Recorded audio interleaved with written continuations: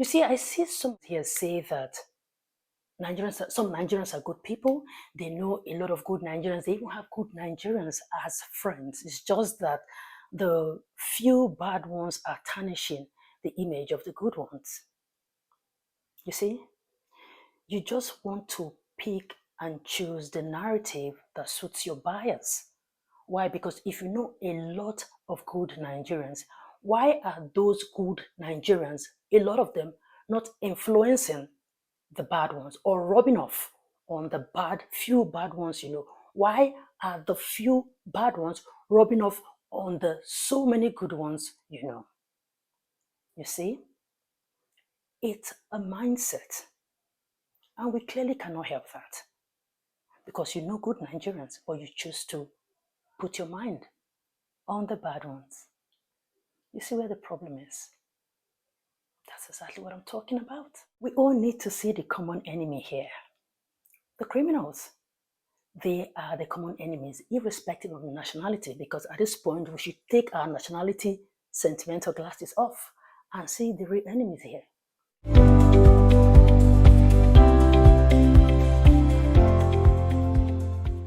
So, the supposed Igbo king in Ghana, Chief Chukwudi Ihenetu, has finally broken his silence after days of tension between Nigeria and Ghana, caused by the news of him trying to build a kingdom in Ghana. Now, he granted an interview to clear the misconception surrounding the Igbo kingship in Ghana and the supposed kingdom that he is trying to build or he has built. Now, the tension further escalated when the video he made in 2013, where he made his intention known about the Igbo town, the Igbo village that he was about to build, something like, Chinatown for business. An initiative, according to him, was welcomed by the monarch of the town at that time. Anyway, if you're new here, my name is Osih-Oyelude. Thank you so much for joining me. Don't forget to subscribe, like, and share. Now let's go and listen to him. When we come back, we'll talk. The controversy that is spreading around the world in the internet that had to do with the video that I made 2013 as the chairman of Igbo community spoken was as a result of trade issue that Nigerians were having then with Ghana Trade Union, GUTA, from 2012 to 2013 thereabout, when the GUTA asked Nigerians to leave their local market as the trade law established that foreigners are not supposed to be in a retail market, in a retail goods in the local market. Now, as of that time, we had a lot of in and out of meetings with the trade ministry. I can remember a couple of our meetings, some level of advices given to us that for we to go and build a mall that can accommodate us there so that we'll be able to get ourselves out from this misunderstanding with Ghana Trade Union. Then we started thinking on how to develop this vision of getting a mall for ourselves. Then we thought of having this along Aflawo Road. There is a good relationship we had with Nene Tepe, the paramount king of Ningo Pram Pram. Far back, 2008, 2009, we built primary school for them there to support the village, the education of the sons and daughters in that village. And we had a good relationship with him. And he had been telling us to get him investors because we have vast land and also beach areas. Then we remember there's opportunity over there. We can develop that mall there. We went to him for this beautiful idea. And we discussed this with him. And there, more idea come out of us. The idea of developing Igbo village as a business hub area. We discussed this with him, and the king was very happy for such vision, for such, it's like an estate to come into his kingdom. He told us he can even offer us 200 acres of land. Not offer for free, but, for we to buy. We said it's too much. He said 100. We said 50 is okay for us. And he made his boys to go show us the land. We had videos, we had pictures. We come back to him, agreed on terms of payment. And we agreed that the payment will take place in tranches, 3 months. Then we came back. A week after, I had TV interview like as we are here, just like my president said. And during that interview, I said, we acquired 50 acres of land. We all want to build Igbo village and talk about the vision. Remember, this is an agreement with the king. For 3 months' time, we have to go for payment. 3 months' time, we went in for payment, and the king told us there is litigation over the land. We should hold our money. When he finished the litigation, we'll pay. We keep going in and out from 2013 to 2014. He could not round up his litigation. Along the process, we are fed up of in and out. We forget about that project. Though sometimes we talk about the vision. That is how this project, we left it. The video you are seeing on the internet that I said we'll build Igbo village was made 2013, 12 years ago. If you look at my age now, my age then, that time no small biabia. That time, you can see the video how young I was then, 12 years ago. Now, we have no piece of land acquired in Ningo Pram Pram for that project because it did not come to pass. Nowhere in Ghana we bought land for Igbo village till now, till tomorrow. But it was so bad that some of our bloggers misinterpreted the vision and they said, we want to build Igbo kingdom in Ghana. That is 100% lies. If you go back to that video, you see what I said is Igbo village. And the interpretation of village is different from kingdom. We have no any plan to build any kingdom in Ghana. We cannot build kingdom on top of someone's kingdom. It is impossible. But some mischievous, some of our sons and daughters that believe that through internet and through having more viewers, they'll be making money from there, now decided to tarnish the image of a person like me just for them to make money from the internet and giving wrong information. That's one. Two, the same people also trying to create misunderstanding between the two nations, Ghana and Nigeria, because of pew notes they are making from internet because of their followers.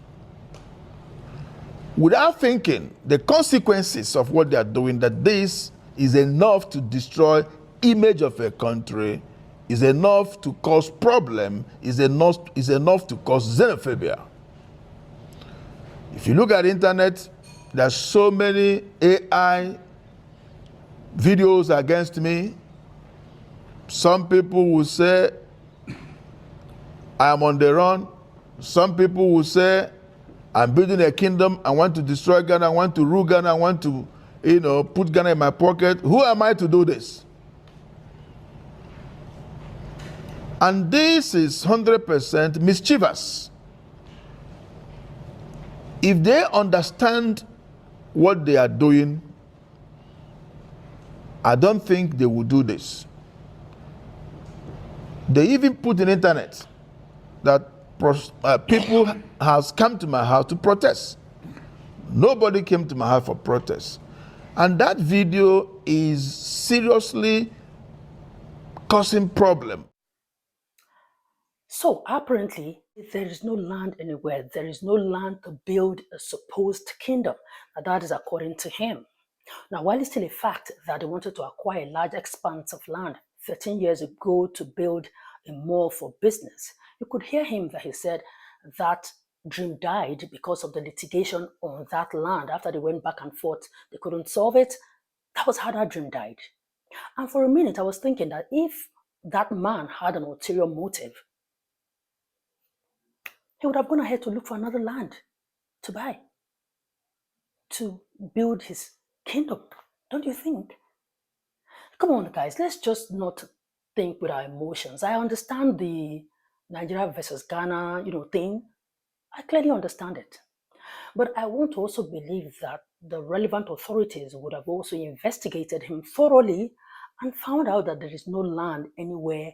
And it doesn't look like anyone has come out to say, this is the land he bought for that purpose. I'm not talking about, personal property, because somebody like him, he looks like somebody who is okay to be able to acquire a personal property. But I'm talking about one to build an Igbo kingdom. So if he has been investigated and there is no such land anywhere, I'm genuinely asking, what is the issue here? I get that video, I get it, I get the anger that can cause, but there is no land anywhere, that's the point. Or is there a legal punishment for what he said 13 years ago? Like, I'm genuinely asking. Now, when the tension started gathering momentum, that was like some days ago, I remember Ghana's Minister of Communications, Mr. Sam George, whom I learned is from the part of the country where that kingdom was supposed to be built. I remember him posting on social media that Ghanaians should be rest assured that there is no such thing, there is no such land acquired in Ningo Prampar. I hope I got it right. So he was assuring you people that there is no such thing. And I want to believe that if there was any of such, he would know. I think he would know. Now, the man in the eye of the storm, Mr. Chukwudi Ihenetu, also said that he didn't acquire any land. So what is the issue again? Or am I missing something? We need facts at this point, not emotions running all over the place. No, we don't need that. We need fact. He also met with your foreign minister. They sat down together. They, talked. These are the pictures, clearly saying that, okay, the government has met with this man. We've done our findings. There is no such land anywhere.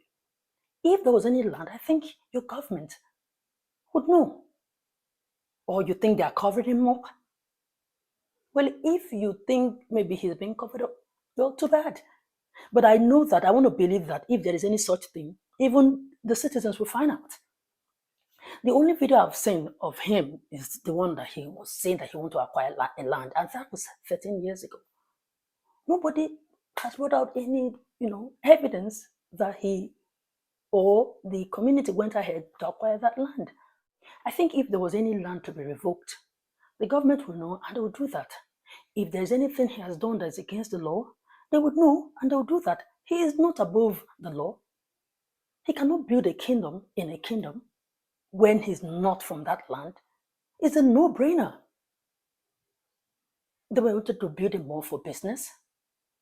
Or if you think he has done anything, don't take emotions to court. Take evidence to court. Evidence-based, that's what they want, not emotions-based. We can all have our emotions run all over the place. We can all be setting our ring light, but nobody will walk with them say. They need evidence, they need facts. And if there is none, then nobody has a case. It will only be an emotional, emotions just running over the place, and that's it. We all know emotions don't fly in court. Evidence. Or are you surprised that your government didn't really do much or say much? Because I want to believe that they've done their own background checks and clearly didn't find anything incriminating. And why they haven't taken him to court? Because there is no proven illegality on him, at least for now. That should not be too hard to understand. That's why I said at least for now. The man has come out to apologize about the whole thing caused by him. His Ghanaian wife also re-echoed the same sentiments. But I'm still saying they are criminals. They must go. Nigeria must go. Now tell me, is it still about the Igbo king and the building of a fictional kingdom that does not exist in the first place, or what? You see, I see some of you Ghanaians here say that some Nigerians are good people. They know a lot of good Nigerians. They even have good Nigerians as friends. It's just that the few bad ones are tarnishing the image of the good ones. You see, you just want to pick and choose the narrative that suits your bias. Why? Because if you know a lot of good Nigerians, why are those good Nigerians, a lot of them, not influencing the bad ones or rubbing off on the few bad ones you know? Why are the few bad ones rubbing off on the so many good ones you know? You see, it's a mindset, and we clearly cannot help that because you know good Nigerians, but you choose to put your mind on the bad ones. You see where the problem is? That's exactly what I'm talking about. We all need to see the common enemy here. The criminals. They are the common enemies, irrespective of nationality, because at this point, we should take our nationality sentimental glasses off and see the real enemies here. Don't you think that sometimes it pays for you to see the glass as half full than half empty? Treat the good people well rather than blaming them for the actions of the few bad ones. It's most unfair. Overshadowing the good ones with the lame excuse that the bad ones have painted them bad. It's clearly your mindset, and like I said, we can't help it. Now it's like the protest didn't happen again. I didn't see pictures, I didn't see videos. So I genuinely want to ask, what's next? What's next? Whether it happened or it didn't happen, what's next? Should we start afresh? Should we start all over again? Like, I am Nigeria, I am Ghana, pleased to meet you.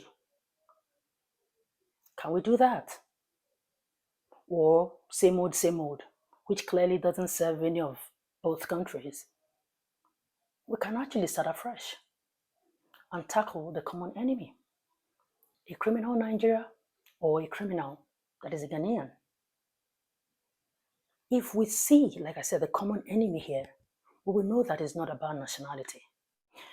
There was something again that I saw. You see, as the man was, apologizing, talking, there were some people that were still, like in the comment section of the channel where I was watching it. See how arrogant he sounds. See the way he even sat down. See the chair that he sat on. See the way he's talking. He's supposed to, do you guys expect him to bow his face in shame talking? Or he should talk, I am sorry, before you know he's truly sorry? Somebody who, to him, he hasn't done anything wrong. If he knows he hasn't done anything wrong and the laws of the land have not found anything illegal that he has done, why should he not talk boldly? Why should he bow his head in shame while talking? Someone is expressing himself in the best way he can, then is arrogant. We'll all be all right. We need genuine healing. We need to heal. Like, I don't know whether it's the whole Ghana must go era to this moment that we're all still, trapped in. I don't know. But I think that we can continue to enjoy good relationship. We can continue to do things in common, contrary to what some of you who visit my channel think I don't hate Ghanaians. As a matter of fact, I've been to Ghana twice. I've been to Ghana twice. I can't hate people who haven't done anything to me. I just don't like a narrative being, like an agenda being pushed. That is what I'm kicking against. I don't hate you people. No, I don't have. Why should I have any reason? Do I look like anyone who have hate in her bone? Don't mistake me trying to push back a narrative to hate. I don't. I generally don't hate you people. But the fact that one Nigerian stole in your country, me that don't live in Ghana, that is sitting down here with my camera talking to you, I am now a bad person because one person stole there, or because one person committed one crime, then because I am a Nigerian, that drops off for me? No. Or my child, a Nigerian, just because one person committed one crime somewhere and the person is a Nigerian, then that rubs off on my child or my family members who are just, doing their thing just to live by. That is what I'm not going to take. Don't mistake me pushing back to not liking you people, because I have no reason not to like Ghanaian, Cameroonian, South Africa. I have no reason. But be rest assured that I'll push back that narrative as long as it concerns me, and as long as it concerns my country, as long as it concerns the Nigerians who are doing the right thing, Nigerians who are in your country doing the right thing, as long as this narrative, they're all being put under this narrative of everybody's bad, I will continue to talk. That is what I am for here. I have no business with whether somebody did bad. If someone does anything illegal or criminal, hold the person. That's the person's business, irrespective of nationality.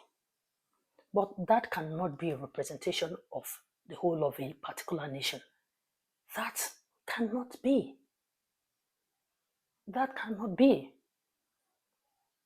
So the tension in the last few days would have been managed differently.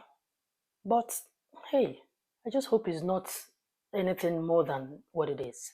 So I want to believe that whether the protest held or it didn't hold, let's all shield our sword for a minute and then maybe sit down, talk it over, and I am okay. Let this hand represent, let's say, Ifya or Kwame. We'll give it Ifya and we're good. If you want, to be good, if you want to be, if you want the friendship, it's also up to you. But I'm okay with being your friend. I'm okay with being your chatty mate. I'm okay with that if you want to. So yeah, that's all we're here for. Social media, to connect, to do whatever, but not to label each other, criminals and all of that because of the behavior of a few. It's not fair, really. Anyway, that's it. Thank you so much for watching. Don't forget to subscribe, like, and share. I see you again in my next video. Bye for now.